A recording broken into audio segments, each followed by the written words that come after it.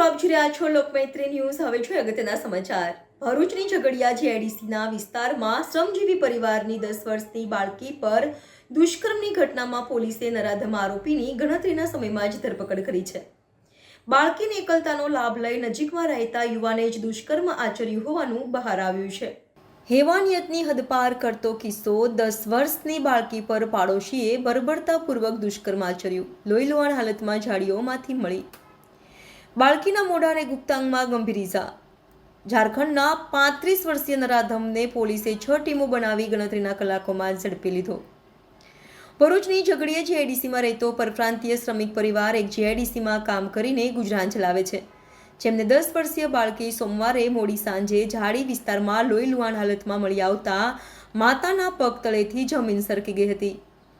નરાધમ આરોપીએ બાળકી સાથે દુષ્કર્મ આચરતા તેના ગુપ્તાંગમાં ગંભીર ઇજાઓ પહોંચી હતી, જેના પગલે તેને તાત્કાલિક સારવાર અર્થે ભરૂચ સિવિલ હોસ્પિટલ લઈ જવામાં આવી હતી, જ્યાં તેની હાલત વધુ ગંભીર જણાતા વધુ સારવાર અર્થે વડોદરા ખસેડવામાં આવી હતી. ઘટનાની જાણ થતાં ઝઘડિયા જીઆઈડીસી પોલીસના અધિકારીઓ સહિત અંકલેશ્વર ડીએસપી ડોક્ટર કુશલ ઓઝા પણ સિવિલ હોસ્પિટલમાં દોડી આવ્યા હતા.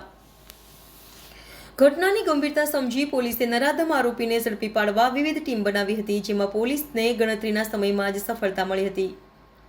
પોલીસે બાળકી જે વિસ્તારમાં રહે છે એ વિસ્તારમાં જ રહેતા અને મૂળ ઝારખંડના વિજય પાસવાન નામના 35 વર્ષીય આરોપીની ધરપકડ કરી છે. આરોપી ખાનગી કંપનીમાં સેન્ટિંગનું કામ કરતો હોવાનું બહાર આવ્યું છે. બાળકી સાંજના સમયે રમી રહી હતી. તે દરમિયાન તેની એકલતાનો લાભ લઈ તેણે તેની સાથે દુષ્કર્મ આચર્યું હતું અને ઝાડીમાં ફેંકી ફરાર થઈ ગયો હતો.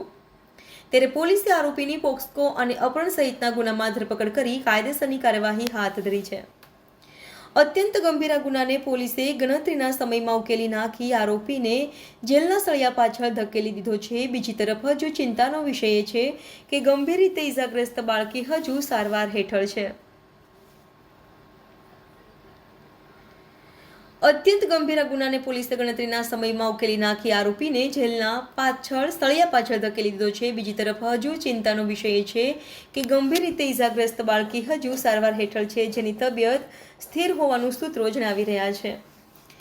બાળકી બળાત્કારનો ભોગ બની હતી. હવસખોરે તેને મોં અને ગુપ્તાંગમાં ગંભીર ઇજાઓ પહોંચાડી હતી. બળાત્કારનો ગુનો નોંધી ડીવાયએસપી અંકલેશ્વરના માર્ગદર્શન હેઠળ 6 ટુકડીઓ તૈયાર કરી હવસખોરની શોધખોળ શરૂ કરાઈ હતી. આજે વહેલી સવારે પોલીસને મોટી સફળતા હાંસલ થઈ હતી. પીડિતાના ઘરથી નજીકમાં રહેતો વિજયકુમાર પાસવાન ગુનાને અંજામ આપી તેના વતન ઝારખંડ ભાગી જવાની પેરવીમાં હતો. તે દરમિયાન તેણે ઝડપી પડાયો હતો. આરોપી ઝઘડિયાની થર્મેક્સ કંપનીમાં હેલ્પર તરીકે ફરજ બજાવતો હતો, જેની તબીબ તપાસ હાથ ધરાઈ છે. રિપોર્ટર ભરત મિસ્ત્રી, લોકમૈત્રી ન્યૂઝ, ભરૂચ.